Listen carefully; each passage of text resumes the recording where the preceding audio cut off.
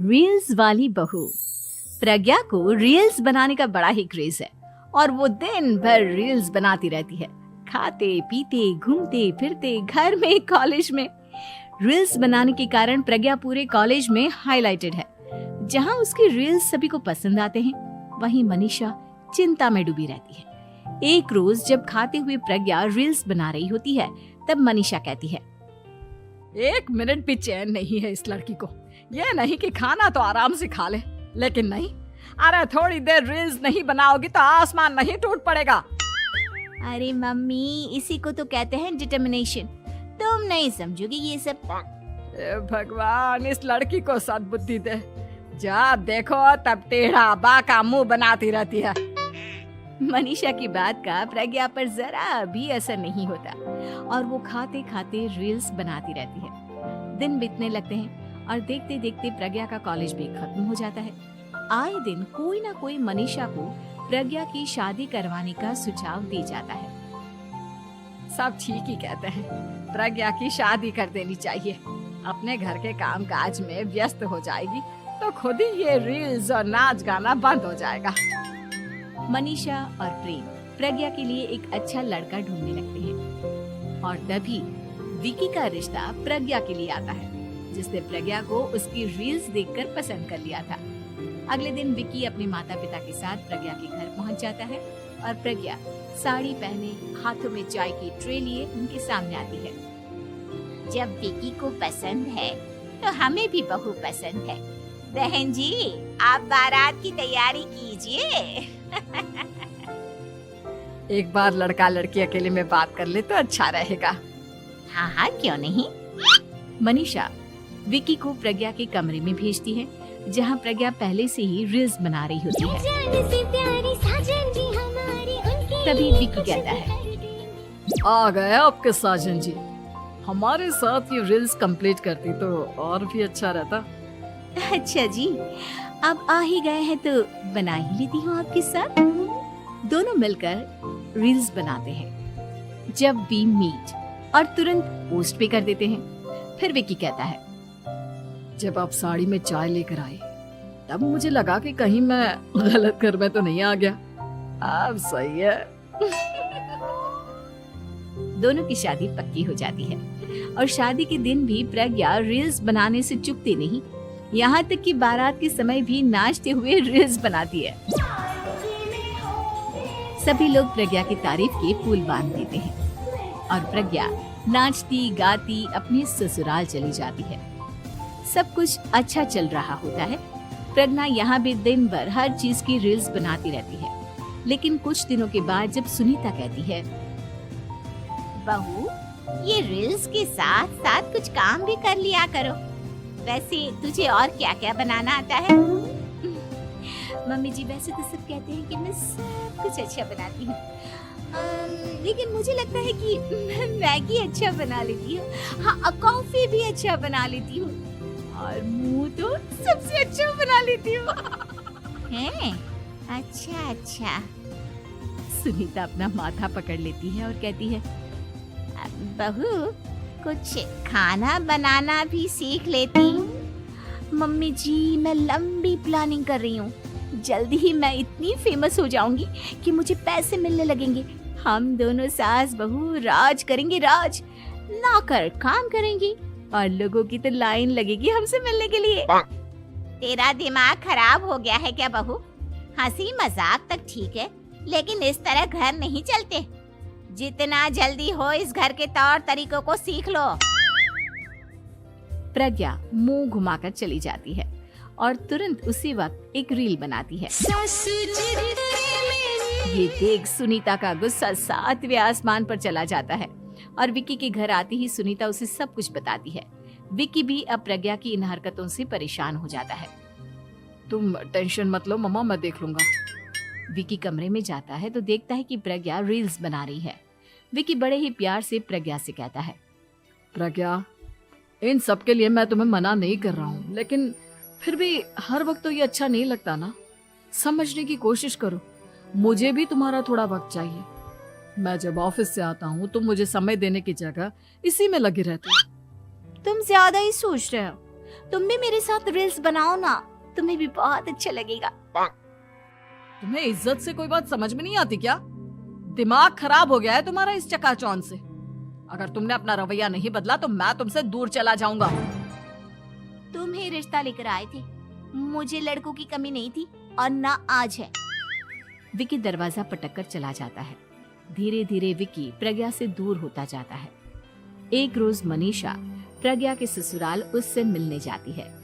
तब सुनीता उससे कहती है, बहन जी, अब आई हैं तो कुछ दिन यहाँ रहकर जाइएगा, आप ही का घर है।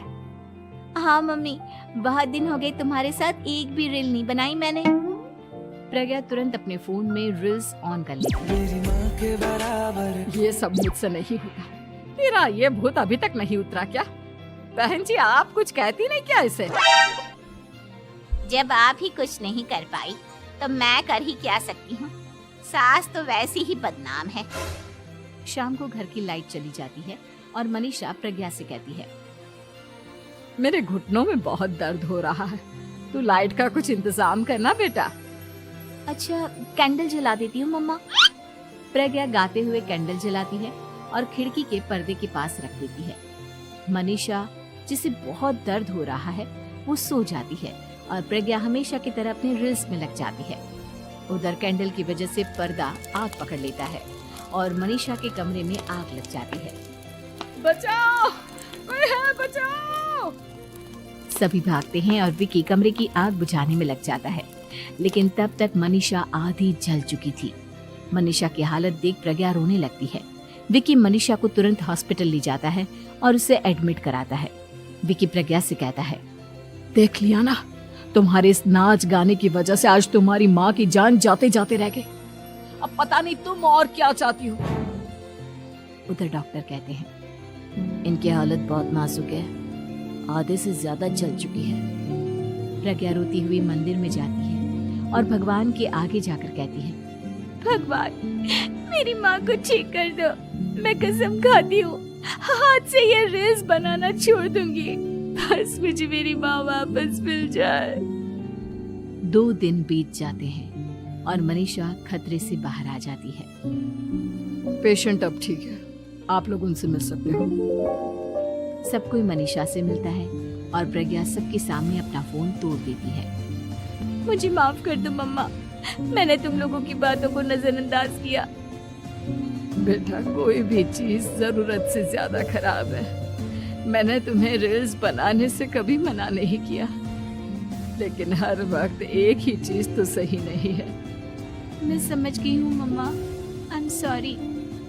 प्रज्ञा उस दिन से रील्स बनाना छोड़ देती है और पूरी तरह से अपने घर में लग जाती है।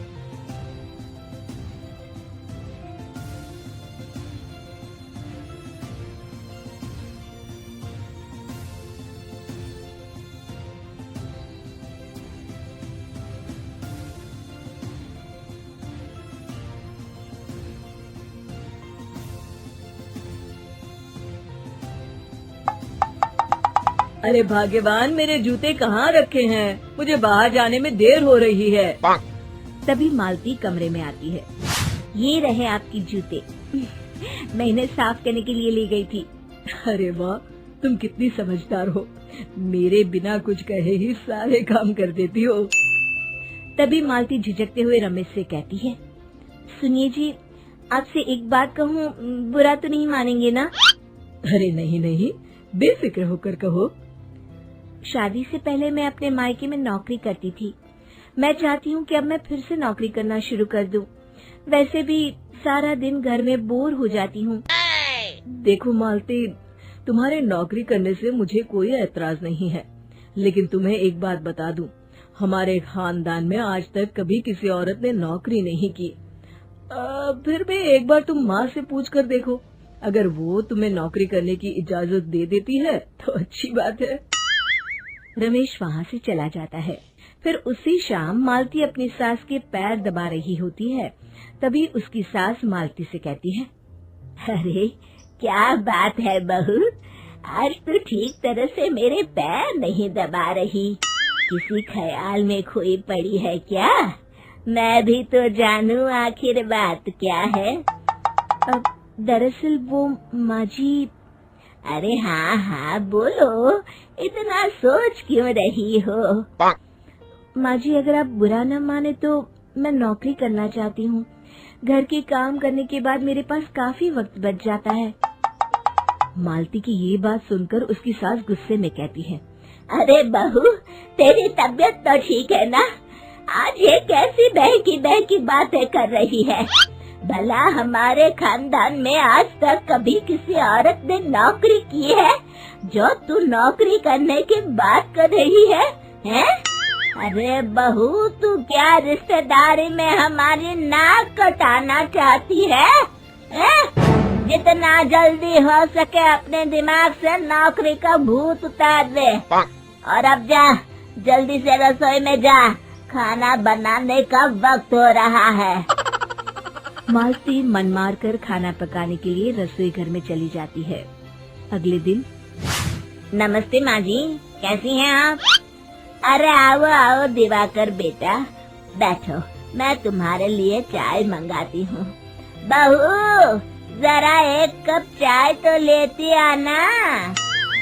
फिर दिवाकर एक फाइल खोलकर मालती की सास के सामने रख देता है।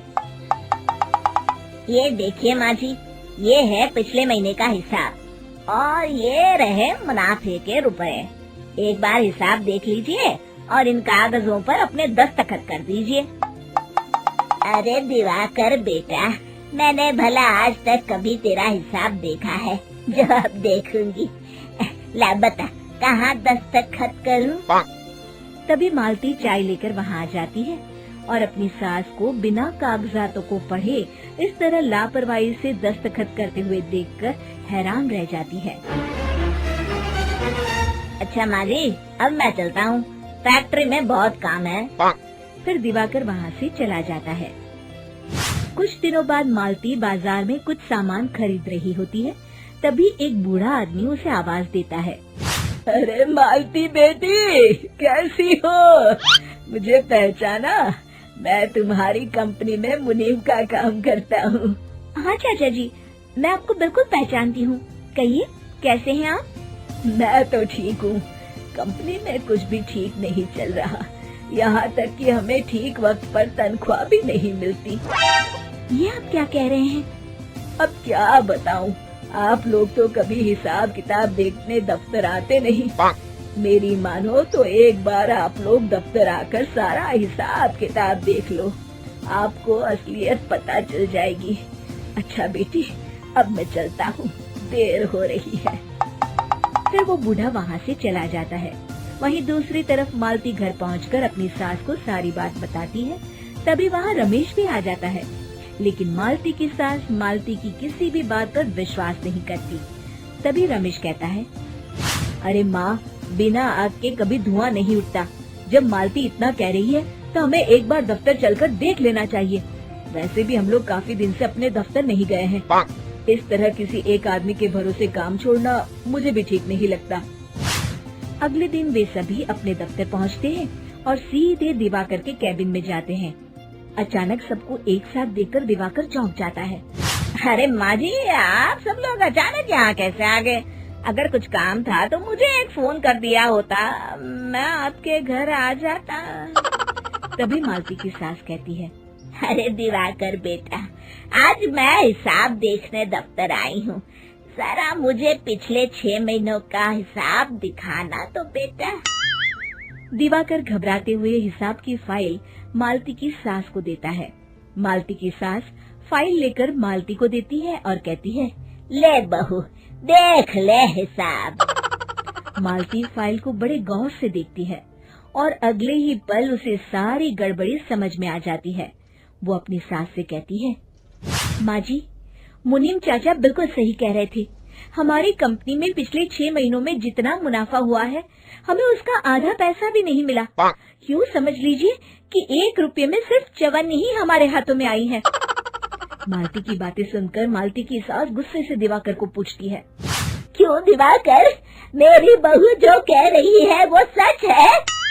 दिवाकर समझ जाता है आज उसका भांडा फूट चुका है। वो गिड़गिड़ाते हुए कहता है, मुझे माफ कर दीजिए माँ जी, मैं पैसों के लालच में अंधा हो गया था। अरे वाह दिवाकर, तू तो एक नंबर का चोर निकला। इतने दिनों से मैं तुझ पर आंख बंद करके भरोसा करती रही और तू मुझे ही चुना लगाता रहा। अभी के अभी निकल यहाँ से और दोबारा अपनी शक्ल मत दिखाना। दिवाकर वहाँ से भाग जाता है। मालती की सास मालती को शाबाशी देते हुए कहती है, बहू, आज मैं समझ गई कि पढ़ाई लिखाई हमारी जिंदगी में कितनी जरूरी है। मैं बहुत किस्मत वाली हूँ जो मुझे तुझ जैसी बहू मिली है। शिक्षा, पढ़ाई लिखाई का इस्तेमाल सही जगह करके हम दुनिया में बहुत कुछ बदल सकते हैं।